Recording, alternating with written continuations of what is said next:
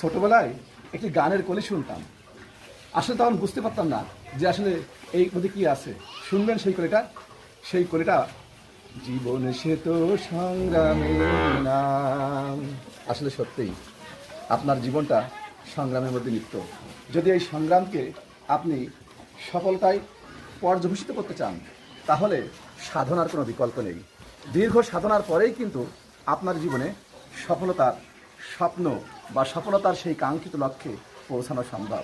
কিন্তু আমরা কয়জন বলেন সংগ্রাম করতে পারি বা ত্যাগ করতে পারি?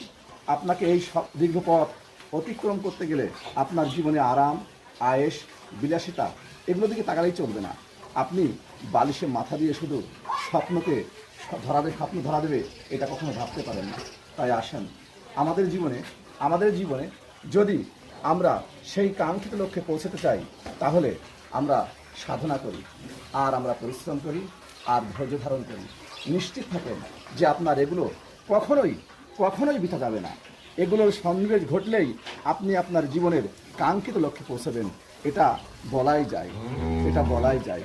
সুতরাং আসেন, পরিশ্রম করি, ধৈর্য ধরি এবং সাধনা করি, আর সফলতা দ্বার প্রান্তে পৌঁছাই। ধন্যবাদ।